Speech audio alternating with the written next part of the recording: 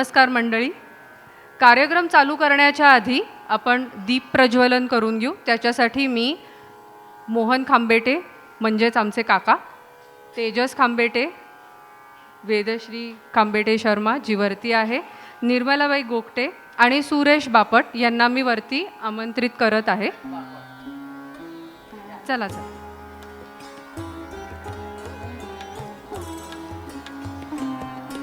दिग्विजय वैद्यांनी वर यावे.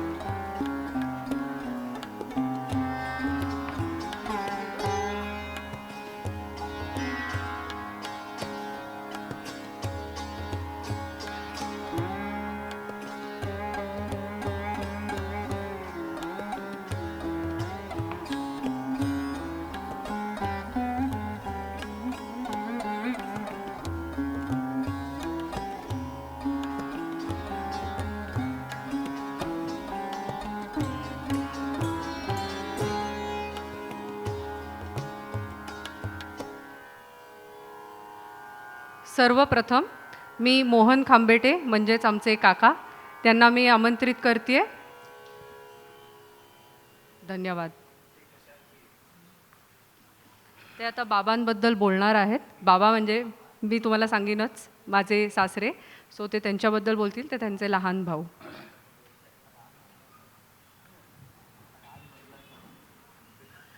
नमस्कार. मी मोहन खांबेटे, शेखरचा धाकटा भाऊ.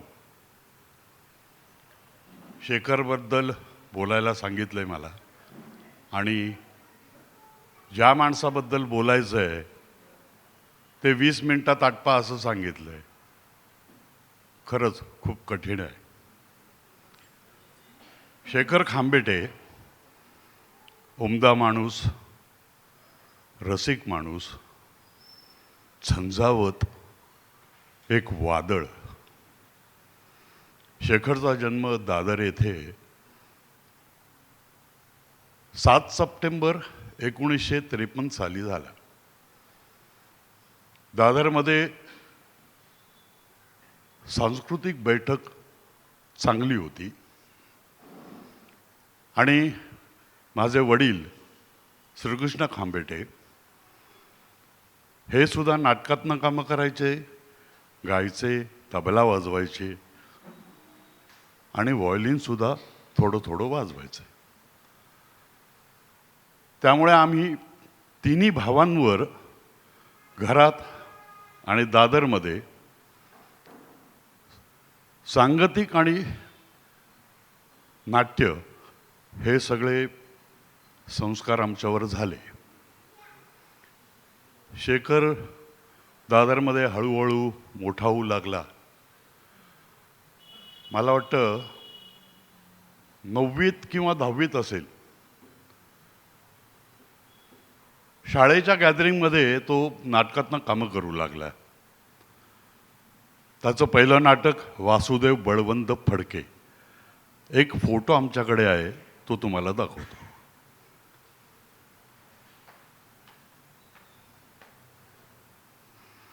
वाटतोय का 9वीतला मुलगा? या नाटकात त्यांनी खूप समजदारीनं आणि छान काम केलं होतं. तेजस आणखीन एक फोटो. हां, हळूहळू नाटकात काम करायला लागला तो.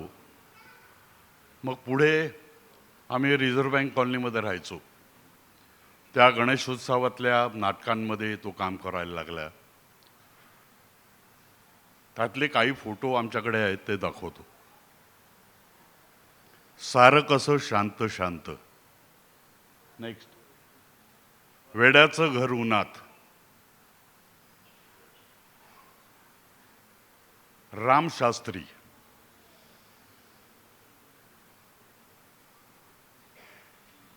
या नाटकाचं नाव मला आठवत नाही, कदाचित वहिनीला आमच्या माहीत असेल. वहिनी,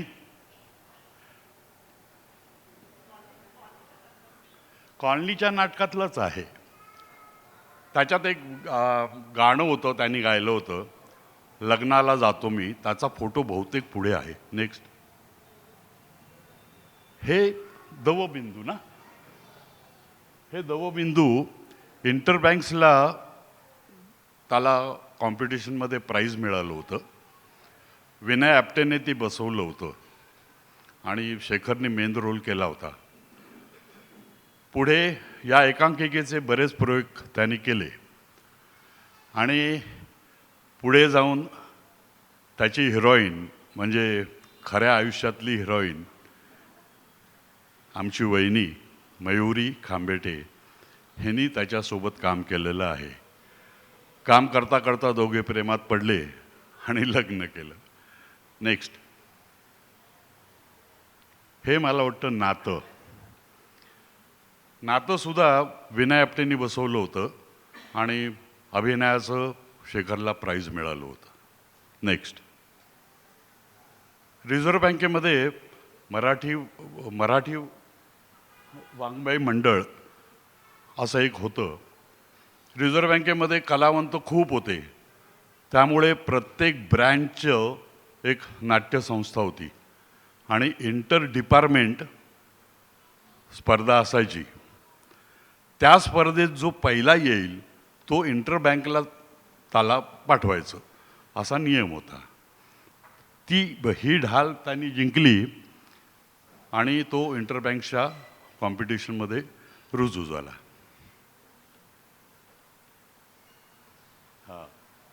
आता हा त्याच्या आयुष्यातला सर्वात महत्त्वाचा टप्पा अभिनय करिअरमध्ये. 1972 साली दिलीप कोल्हटकरनी आणि मला वाटतं अंबर हडपनी, अंबर नाही काय त्यांचं, आरती प्रभूंनी लिहिलेलं आणि दिलीप कोल्हटकरनी दिग्दर्शित केलं होतं. त्याच्यात तुम्हाला दिसेल तो गुडघ्यावर उभा आहे. त्या नाटकाची थीम अशी होती, एक बाई 7 कठपुतल्यांना सांभाळते आणि कठपुतल्या म्हणजे ती माणसं दाखवली होती. त्या 7 लोकांपैकी एक कोल्हा शेखरनी केला होता आणि मला सांगायला अभिमान वाटतो की 72 साली शेखरला मराठी स्टेट कॉम्पिटिशनमध्ये मेडल मिळालं आहे.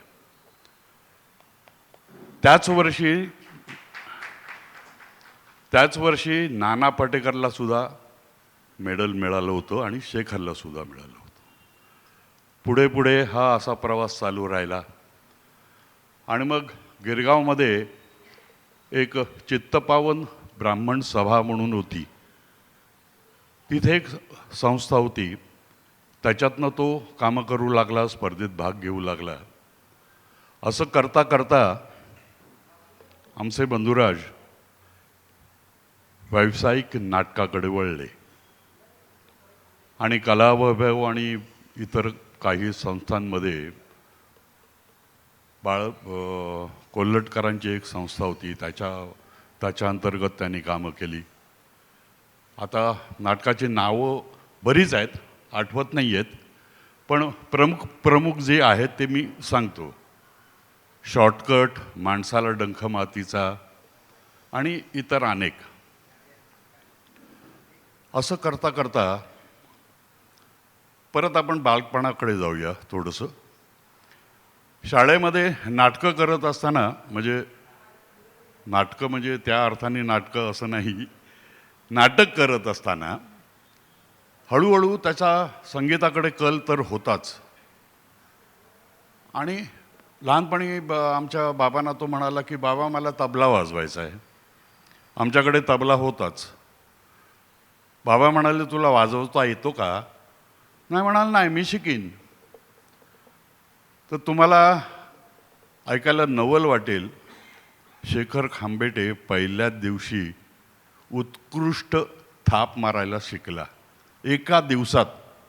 लोकांना एक एक महिना जातो हात साफ करायला, थाप मारायला. आणि मग हळूहळू, म्हणजे थोडक्यात तबल्यातले पहिले गुरु आमचे वडील श्रीकृष्ण खांबेटे. मग हळूहळू ठेके धरायला लागला तो. घरात तबला असल्या कारणाने नाटक आणि तबला असं त्याचं चालू होतं. पुढे छबिलदास शाळेत तो होता, शाळेत विद्यार्थी म्हणून होता. तिथून आमचं दादरचं घर, त्याच्यामध्ये व्याज संगीत विद्यालय लागायचं. आणि जाता येता तो पहिल्या मजल्यावर ऐकायला यायचं गाणं, तबला वाजवणं. तिकडे एक चिमण म्हणून मला आठवत आहे, सितारिस्ट होते छान. आणि नारायणराव व्यास रविवारी वगैरे असे सकाळचे भजन गायला तिकडे यायचे. तर एकदा त्यांचा तबलजी आला नव्हता आणि शेखर आमचा पठ्ठ्या खिडकीमध्ये उभा होता. आणि ती चर्चा त्याने ऐकली की तबलजी आला नाही अजून, तबलजी आला नाही, रियाजाला सुरुवात कशी करायची. त्यावेळेला शंकर हब्बेंकर तिकडे गाणं शिकवायचे. तर शंकर हब्बेंकरांना माहीत होतं की हा मुलगा जो येतो तो खिडकीच्या फ्रेमवर असं असं बोटं हलवतो. आणि तर एकदा त्यांनी विचारलं होतं तुला तबला येतो का रे? शेखर म्हणाला हो येतो की. मग ये आतमध्ये जरा वाजवून दाखव. त्यांनी 2-4 ठेके वाजवून दाखवले. ते त्यांच्या लक्षात होतं. आणि नारायणराव व्यास तबलजी नाही म्हणून त्यांचं आडलं होतं. तर नारायणरावांना त्यांनी सांगितलं की हा जो मुलगा आहे ना बाहेर, तो बरं वाजवतो, हां, ठेके वगैरे चांगले पकडतो. हो का? मग बोलव त्याला. काय रे माझ्याबरोबर वाजवशील का? नारायणरावांनी बोलवलं म्हटल्यानंतर नारायणराव कोण हे त्याला माहीत होतं चांगलं, लहानपणीसुद्धा. तो जरा घाबरलाच होता की आता काय होणार. त्याने असं विचारलं, तसं त्याने बिनधास्त सांगितलं की हो वाजवीन की, वाजव बघू.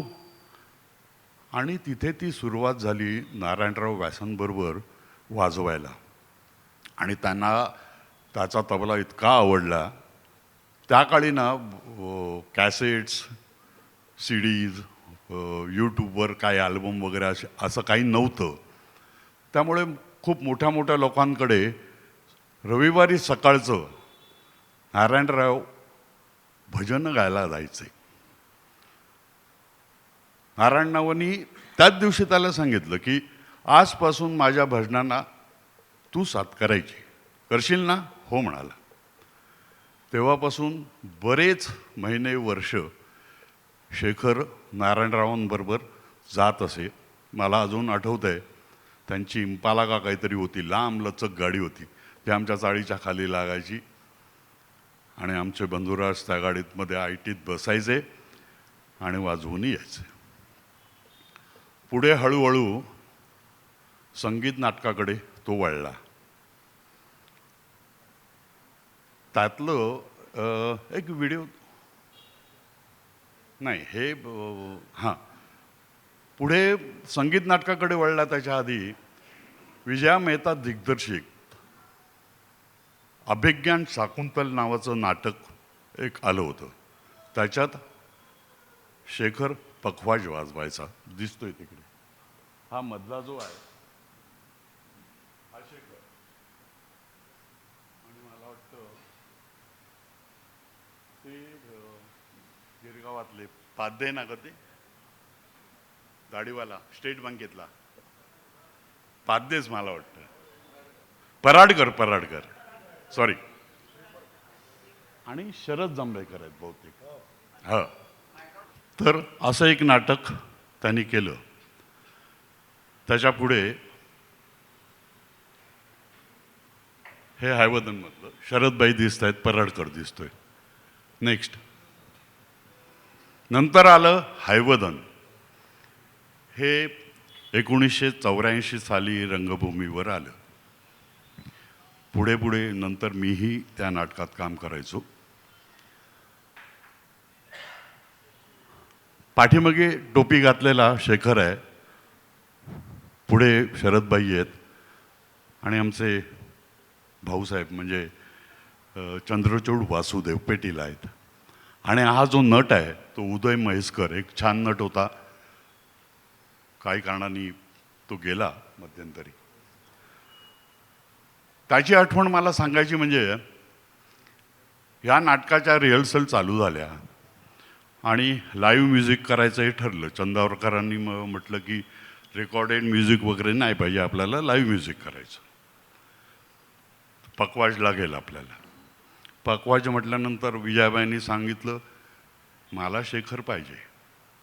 अहो पण त्याचा पाय मोडला आहे, प्लास्टरमध्ये आहे, तो कुबड्या घेऊन चालतो, ते मला माहीत नाही, मला शेखर पाहिजे म्हणजे पाहिजे. झालं. शेखरला फोन आला घरी आणि सांगितलं अरे असं असं विजयाबाई नाटक करतायत. हो, माझ्या कानावर आलं, शेखर म्हणाला. तर त्या नाटकात पखवाजाची भूमिका, पखवाज वाजवणाऱ्याची भूमिका तुला करायची आहे. मंडरीकर काकांनी फोन केला होता आम्हाला, गोवा हिंदू असोसिएशन. झालं. शेखरनी सांगितलं की मी तयार आहे, पण मला कसं जमणार, मी कुबड्या घेऊन चालतोय, ऑफिसला रजा टाकली आहे, त्यामुळे मी येऊ शकतो, पण तालमी कुठे करणार तुम्ही? ते म्हणाले आपलं नेहमीचं ठिकाण, गोवा हिंदूचं ऑफिस, जुनं ऑफिस, ते ग्रँट रोडला 4थ्या मजल्यावर ते ऑफिस होतं, तिथे मोठा हॉल होता. तो मंडरीकर काका म्हणाले कमीत कमी भेटून तर जाना बाईंना. बरं म्हणाला, मी येतो. आणि कोबडा घेऊन, मी होतो त्याच्याबरोबर, कोबडा घेऊन आम्ही वर चढलो. बाई म्हणाला ते मला माहीत नाही, शेखर तू मला पाहिजे म्हणजे पाहिजे, दुसरा कोणी चालणार नाही. शेखर म्हणाला अहो खूप पकवाज वाजवणारे आहेत. नाही नाही, मला ते नकोत, मला तूच पाहिजेस. असं करता करता जवळजवळ 1.5 महिना हा माणूस कुबड्या घेऊन 4 मजले चढून जायचा आणि तालमी केल्या त्यांनी. जिद्दी होता तो खूप. नंतर 84 साली नोव्हेंबरला आम्ही सगळे जर्मनीत गेलो हे नाटक घेऊन. कल्चरल ॲक्शनच्या थ्रू आम्ही गेलो होतो. तिथून इंग्लंडला गेलो आणि परत आलो. नेक्स्ट. हां, नंतर आलं बैठकीची लावणी. हे एक महत्त्वाचं टप्पा होता त्याच्या आयुष्यात. या कार्यक्रमाच्या निमित्तानं ना शेखरला खूप मोठ्या माणसांचा सहवास लाभला. उदाहरणार्थ रानडे सर, पु ल देशपांडे. आणि शेखर अतिशय अभ्यासू होता. पुढे त्याच्या त्या व्हिडिओ क्लिप्समध्ये तुम्हाला कळेलच. बैठकीच्या लावणीचा एक प्रयोग कमानीला, दिल्लीला होता. आणि तिकडे पंडित रविशंकर सितारिस्ट आले होते आणि पहिल्या लाईनीत तसे बसले होते. त्याच्यात एक लावणी होती, ती पहिली ठायला येत होती आणि नंतर एकदम दुगण व्हायची. तर दुगण करताना ढोलकी आणि तबल्यावर शेखर, ढोलकीवाल्यापेक्षा तानीच जो काय उठाव घेतला की नाही, ते पहिल्या लाईनीत उभे राहिले रविशंकर आणि वा शेखर अशी दात त्यांनी दिलेली मला अजूनही आठवते. नेक्स्ट.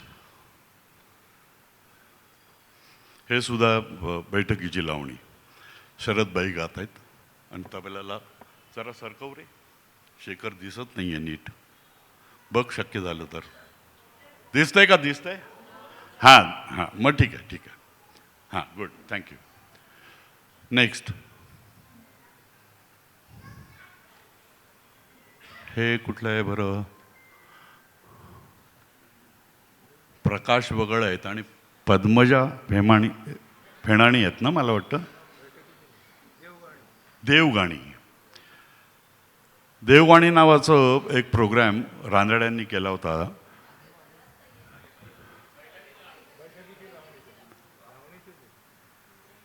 नाही, देवगाणीमध्ये सुद्धा फैयाज होती मला वाटतं. नक्की? बरं, बैठकीची लावणी. नेक्स्ट. हां, हे रेकॉर्डिंग करताना आत्ता जसं आपण बघितलं की गायक, तबलजी, पेटी बॅलन्सिंग करत होते. म्हणजे काय करत होते? तर बाया नीट बोलतोय का, त्याची रिंग बरोबर येते काय, त्या बाबतीत शेखर एक्सपर्ट होता. वेस्टर्न आउटडोअरला अविनाश गैसास, अविनाश ओक हा आणि सूद तिथले बॉस होते. त्यांच्या खालोखाल अविनाश होता.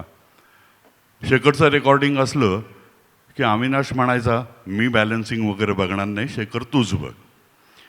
इवन हैवदनचं आणि शाकुंतलचं चंदावरकर, पंडित चंदावरकर, थिएटरमध्ये आम्ही बॅलन्सिंग करायचो. त्यावेळेला ते म्हणायचे की शेखर तू बघ. तात्पर्य काय की त्याच्यात अभ्यासू वृत्तीमुळे तसं ज्ञान चांगलं होतं. आणखीन एक आठवण तुम्हाला सांगतो. वेस्टर्न आउटडोअरमध्ये सलग 3 दिवस पुढे शेखरनी बरेच कॅसेट निर्मिती केली. जवळजवळ स्वरानंद कंपनीच्या तर्फे जवळजवळ 40 कॅसेट्स त्यांनी, उदाहरणार्थ बडबड गीते, लहान मुलांच्या, आजीबाईच्या गोष्टी. गंमत म्हणजे त्यांनी जी कॅसेट केली होती गोष्टींची, शिवाजी महाराजांवर, वीर सावरकरांवरती पण एक किस्सा आहे. पहिला एक किस्सा वेगळा सांगतो. त्याची मुलगी वेदश्री खांबेटे ह्या गोष्टी ऐकायची आणि नंतर वेदश्रीची मुलगी इरावती शर्मा, म्हणजे शेखरची नात, ही पण आवडीने ऐकायची. आणि आता भैरवी, तेजसची मुलगी, थोडी मोठी झाली की तीही ऐकेल. हां, तो आणखीन एक जो किस्सा सांगायचा आहे रेकॉर्डिंगचा. वेस्टर्न आउटडोअरला सलग 3 दिवस त्यांनी बुक केलं होतं. आणि मला वाटतं सावन का कुठलं तरी का बैठकीची लावणी आणि स्वरसम्राज्ञी, हां, अशी 2 रेकॉर्डिंग्स कंबाईन केली होती. नाही, ते होते रानडे होते त्याच्यात आले त्या दिवशी. तर हा माणूस रसिक म्हणजे किती रसिक त्याची तुम्हाला आता ओळख पटेल. 9ला चालू व्हायचं, 9चं बुकिंग असायचं सकाळी. आणि मी सुद्धा त्याच्यात वाजवत होतो तालवाद्य. तर शेखरची त्यावेळेला मला वाटतं साईड कारची स्कूटर होती, त्यावरनं आम्ही जायचो वेस्टर्न आउटडोअरला. तर हा म्हणाला सकाळी उठल्यावर, चंदा, म्हणजे माझं टोपण नाव चंदा आहे, मोहन खांबेटे, पण चंदा म्हणायचे घरी. चंदा, लवकर तयार हो. म्हटलं हो माहिती आहे, आज रेकॉर्डिंग आहे आपलं, 9 वाजता आहे. नाही नाही, 9चा आहे टाईम, पण आपल्याला लवकर जायचं आहे. म्हटलं का रे बाबा? तर सांगतो तुला, चल. आणि आम्ही 7, 7:15ला घरातनं निघालो. मध्ये ग्रँड रोडच्या फुल मार्केटमध्ये आम्ही थांबलो आणि हा गल्लीत गेला आणि काहीतरी भरगतचं काहीतरी पिशवीत भरून घेऊन आला. वेस्टर्न आउटडोअरला गेलो, तो अविनाशला त्यांनी सांगून ठेवलं होतं की एक शिडी उंच आणि 2 माणसं मला लागतील सकाळी. अविनाश म्हणाला कशाला? नाही, शिडीवर काही चढून लावायचं आहे. बरं म्हणाला, मी ठेवतो माणसं. तिथे गेलो तर ती माणसं तयार होती आणि त्या पिशवीतनं त्यांनी गजरे काढले, मोगऱ्याचे गजरे.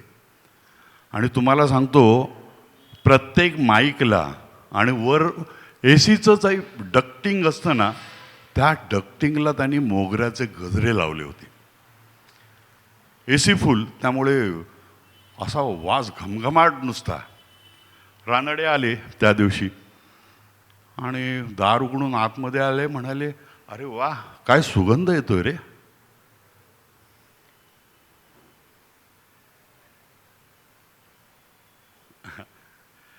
काय सुगंध येतोय, कुठला एअर फ्रेशनर मारलाय. म्हणाला, काय नाही, एअर फ्रेशनर वगैरे काय नाही, जरा वर बघा. तर ए सीच्या डक्टिंगला गजरे लावलेले.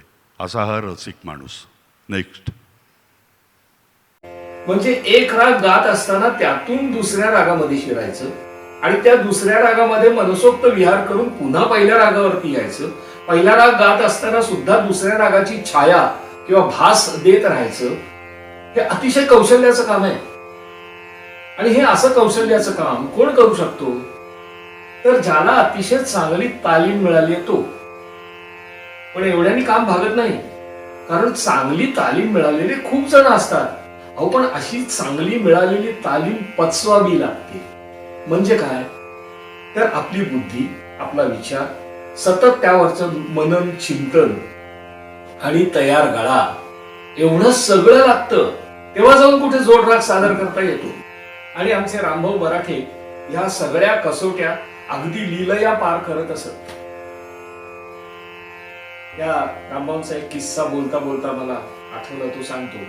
एका प्रथित यश तबला वादकाच्या पुण्यतिथीचा कार्यक्रम होता. पहिली पुण्यतिथी होती आणि सगळे जाने माने कलाकार, म्हणजे गायक होते, वादक होते, हे सगळे त्याला हजर होते. आणि इतके कलाकार होते, तर त्यामुळे आयोजकांनी एक असा नियम ठरवला की बाबा प्रत्येकाने आपली कला सादर 20 मिनिटांमध्ये करावी. आणि सगळेजण, एक सरदवादक होते, गायक होते, असं सगळे जण होते. आणि रामभाऊला त्याच्यामध्ये अर्थातच 20 मिनिटं गायचं होतं. मला अजून आठवत आहे, रामभाऊ त्या दिवशी हिंडोल बहार गायले होते. साथीला गोविंदराव पटवर्धन होते. आणि तुम्हाला माहितच असेल की गोविंदराव आणि रामभाऊ या दोघांनी इतक्या एकत्र मैफली केलेल्या की आम्ही तर असं म्हणायचो की गोविंदरावांना रामभाऊंचं जवळजवळ गाणं पाठच आहे. म्हणजे सर्वसाधारणपणे साथीदार, पेटीवर साथ करणारा जो कलाकार असतो तो त्या गायकाच्या मागून येतो. आणि तो किती कमी वेळामध्ये मागून येतो त्याच्यावरती तो कौशल्यवान आहे का नाही हे ठरतो. तो गोविंदराव मागून कुठे, रामभाऊच्या बरोबरच जात असत. आणि रामभाऊ त्या दिवशी जो हिंडोल बहार गायले, त्या 20 मिनिटांमध्ये जवळजवळ 4 मिनिटं गोविंदराव फक्त सूर धरून बसले होते. ते संपल्यानंतर आत आलो आणि आत आल्यानंतर मी विचारलं, काका, अहो तुम्ही कितीतरी वेळ मध्ये फक्त सूर धरला होतास. ते म्हणले, काय वेळ आहेस काय, सूर धरेल नाही तर काय करेल. अरे आज रामभाऊचं गाणं म्हणजे आग होती, आग.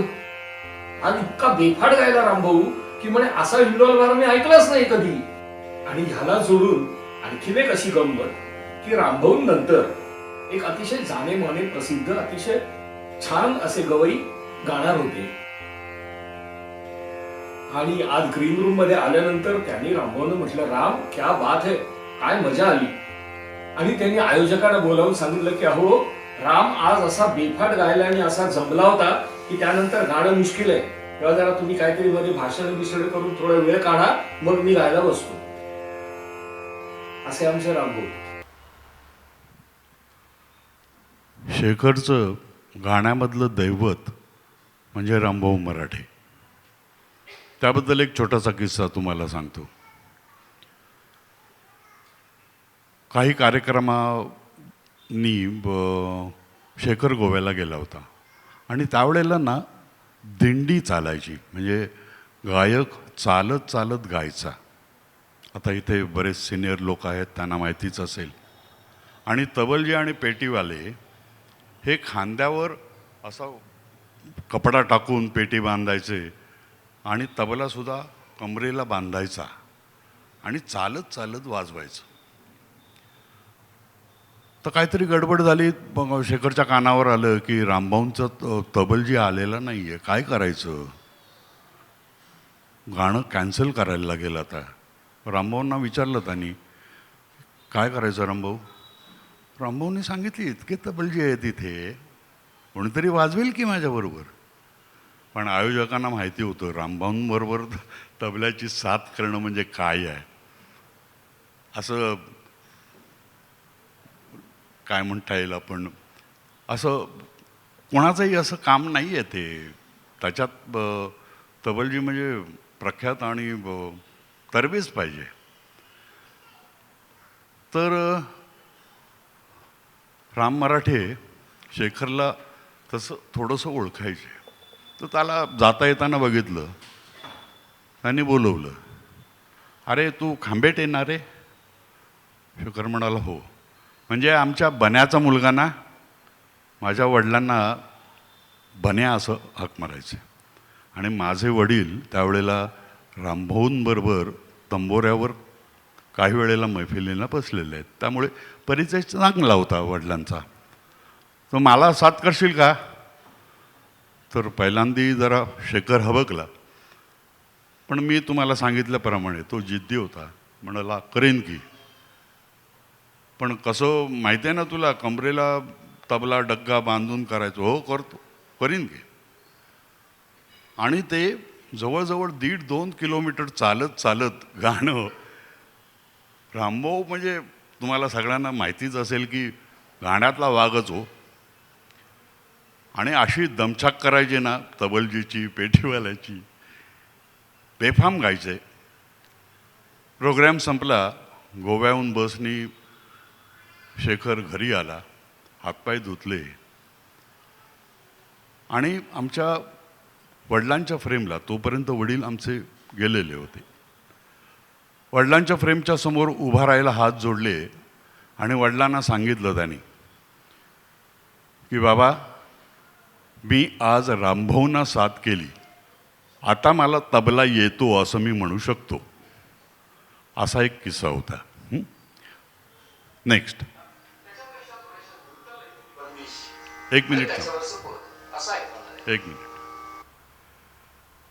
हा शेखर हा माणूस अभ्यासू तर होता, त्याच्या बोलण्यातनं तुम्हाला कळेलच, पण तो उत्तम गायक सुद्धा होता. त्याची प्रचिती या क्लिपमध्ये तुम्हाला येईल. त्याच्यापेक्षा थोड्याशा द्रुत लयीतली बंदिश आणि त्याच्यावरचं पद असं ऐकणार आहे.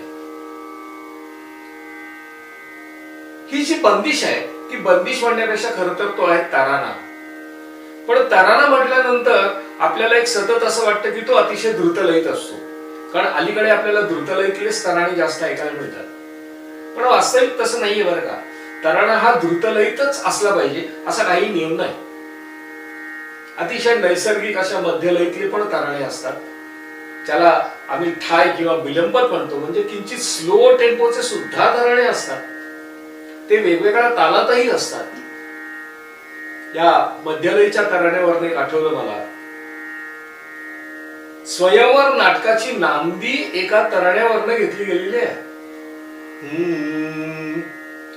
आदिमदारा तेंडेरे तनून तन दे रे ना, दिमदारा तेंडेरे तनून तन दे रे ना, धीर पुरुष पदा नमन असो, धीर पुरुष पदा नमन असो, असा तो तराणा आहे. तो उत्तम गायक सुद्धा होता हे मी तुम्हाला म्हटलं, ते तुम्हाला पटलं असेलच. आणखीन एक क्लिप बघा.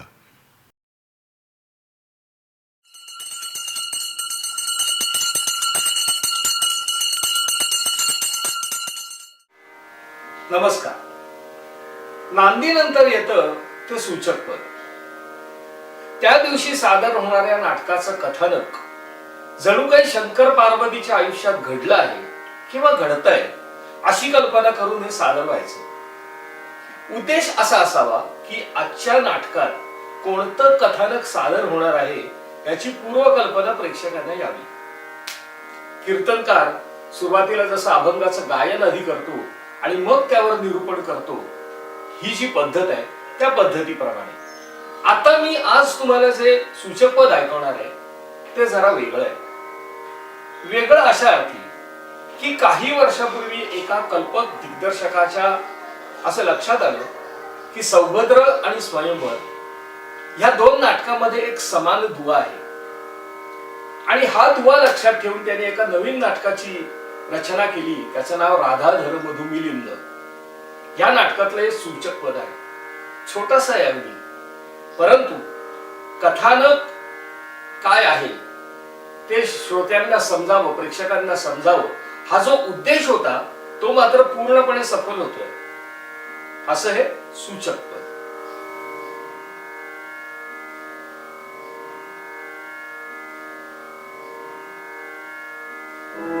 कळत न कळत जुळून आला,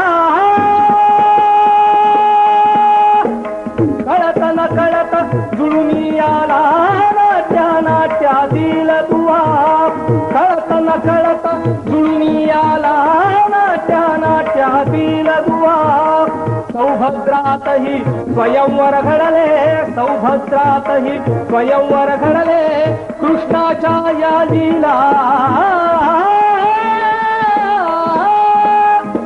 टाळ्या व्हायला पाहिजेत.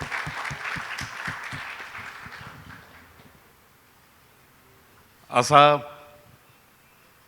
अष्टपैलू कलाकार आता होणे नाही असं वाटतंय मला.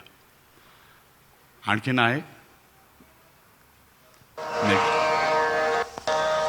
एक मिनिट. त्यावेळेला मुंबईत नाट्यदर्पण रजनी व्हायची आणि इथे बसलेले अनेक लोक त्या रजनीमध्ये गायचे. मला वाटतं 12 की 18 वर्ष ती चालली, नंतर ती बंद पडली. नाट्यदर्पण एक मासिक होतं, त्याचे मालक होते सुधीर दामले. नंतर ते पुण्यामध्ये आले आणि मग हे सगळं थांबलं. तर शेखर, माझा 2 नंबरचा भाऊ मुकुंद खांबेटे आणि मी, हे तिघेही प्रत्येक वर्षी नाट्यदर्पण रजनीत काही ना काहीतरी करत. कुठे ना कुठे त्याचा आमचा सगळ्यांचाच तिघांचा सहभाग असायचा. त्याच्यात पंडित नारायणराव बोडस गायलेले आहेत आणि त्याच्याबरोबर साथीला शेखर आहे. एक छोटीशी क्लिप आपण बघूया.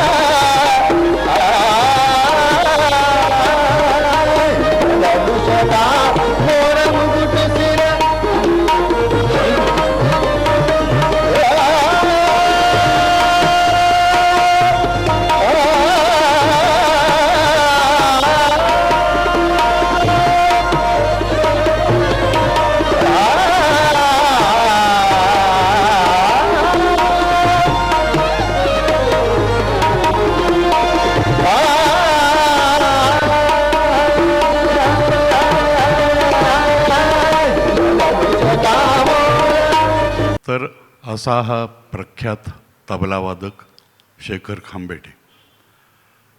बरं, शेखरनी लाईट म्युझिकसुद्धा वाजवलं, पिक्चरमधली गाणी वाजवली, नाट्यसंगीत वाजवलं, क्लासिकल बैठकांना तो वाजवायचा आणि इन्स्ट्रुमेंटल बरोबर रत्नाकर पै बरोबर वगैरे ते वाजवत होते. तर गंमत म्हणजे तबलजींनी कुठे आणि किती वाजवावं, गायकांनी सोडलेल्या जागा कशा भरून काढाव्यात, क्लासिकलला ठायलईतला ठेका कसा दमदार लावावा. आणि शेखरची एक स्पेशालिटी होती, म्हणजे इंडस्ट्रीमध्ये सगळेच म्हणायचे, आठवणी अजूनही काढतात जे जुने मित्र आहेत. आणि शेखरचा विषय निघाला की नेहमी मला म्हणायचे की शेखरची लग्गी काय लागायची चौगणी, दातून दाडा दातून दाडा दातून, स्पष्ट, एकदम स्पष्ट. तर असं हे व्यक्तिमत्व झंझावात म्हणा, वादळ म्हणा,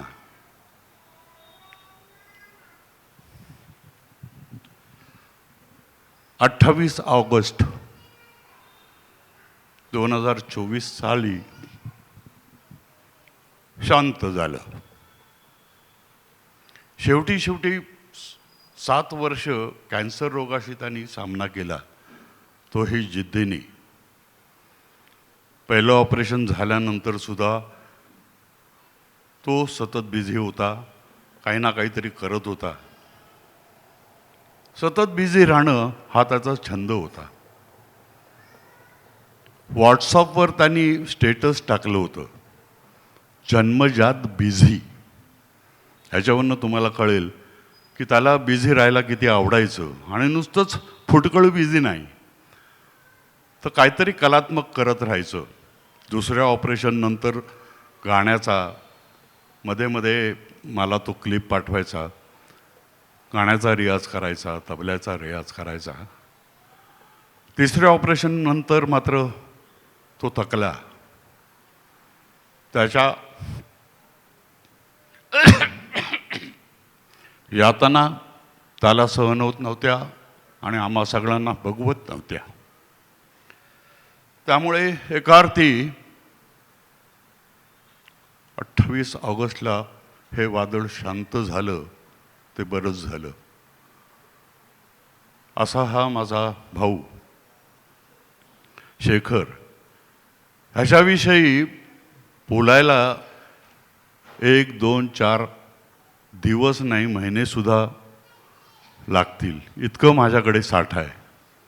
लहानपणापासून माझा मोठा भाऊ म्हणून, सहकलाकार म्हणून त्याच्याबरोबर मी वावरलो. त्यामुळे जास्तीत जास्त सहवास शेखरचा मला मिळाला, हे माझं भाग्य आहे. आता त्यांची मुलगी वेदश्री खांबेटे तिचं मनोगत सादर करेल. धन्यवाद.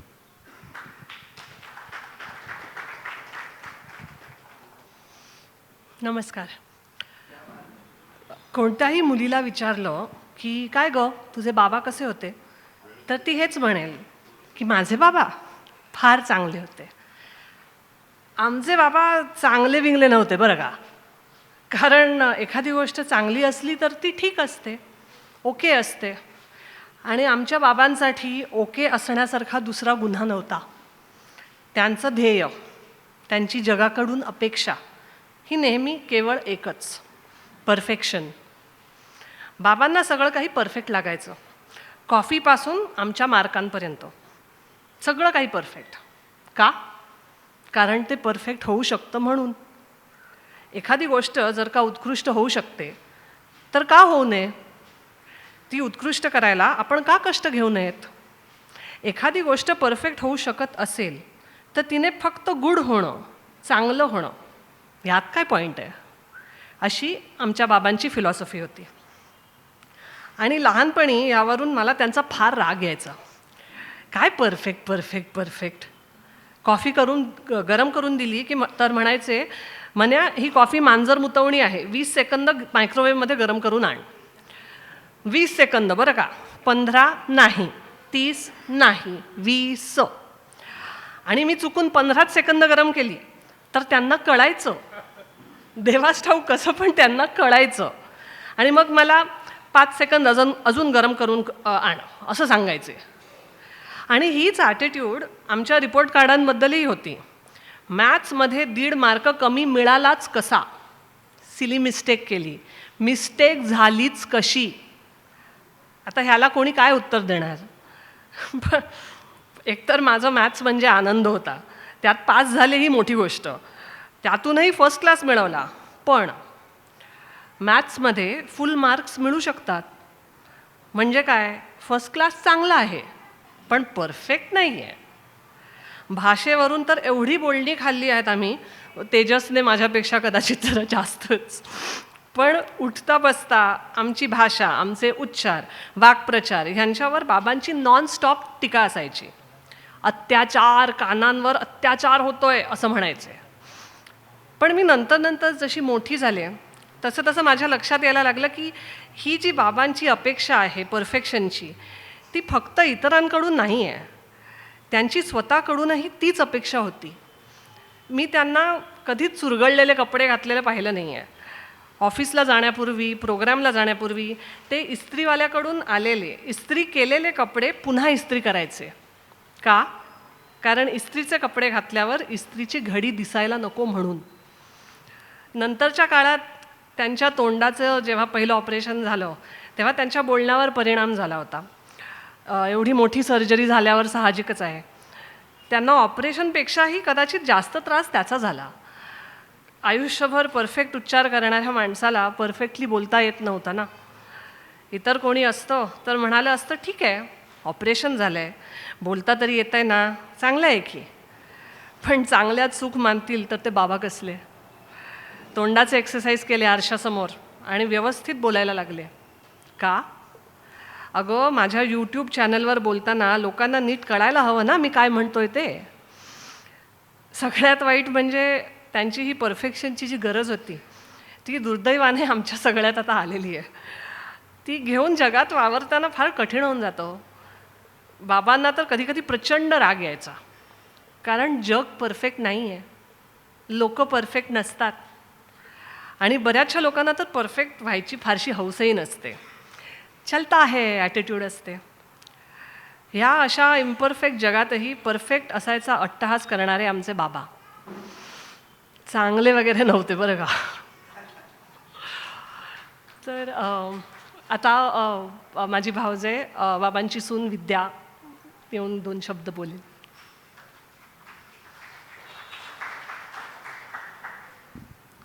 नमस्कार मंडळी.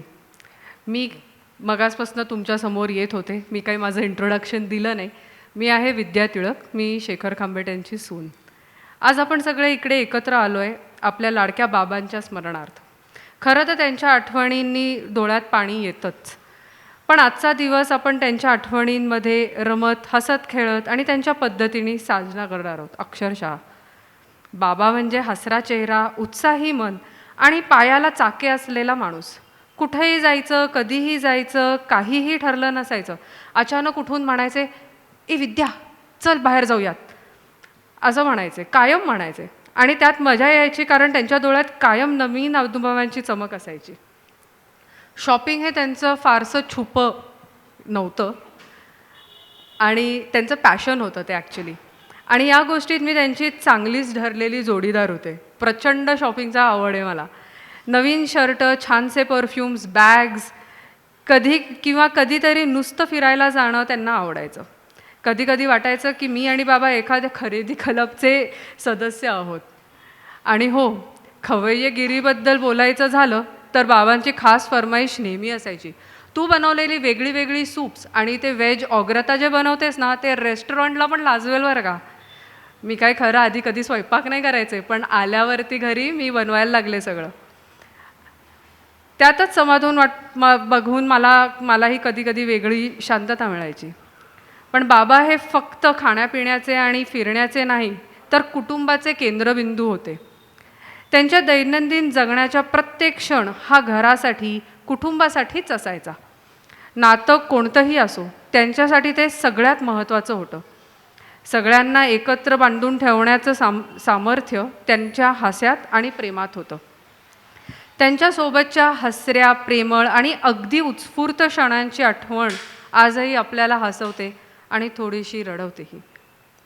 या आठवणींना आपल्या मनात जपताना 4 ओळी मनात येतात. आनंदी माझे सासरे, माणूस होते थोर. आनंदी माझे सासरे, माणूस होते थोर. तबल्याची त्यांची थाप, जणू स्वर्गाचा सूर. वक्ता प्रभावी, बोलण्यात असे तथ्य. वक्ता प्रभावी, बोलण्यात असे तथ्य. शॉपिंग आणि भ्रमतीचा आम्हा दोघांनाही छंद. नातं आमचं खास, जिव्हाळ्याचे बंधन. तुमची आठवण येते क्षणोक्षणी, हे माझे मन. तुमची आठवण येते क्षणोक्षणी, हे माझे मन. धन्यवाद. बरोबर 5 वाजलेले आहेत. सगळ्यांसाठी आता चहा आणि कॉफीची व्यवस्था केली आहे, त्याचा प्लीज लाभ घ्यावा. कॉफीची व्यवस्था आहे, त्याचा लाभ घ्यावा. बरोबर 15 मिनिटांनी 4:15 वाजता आपण पहिल्या सत्राला सुरू करूयात. धन्यवाद.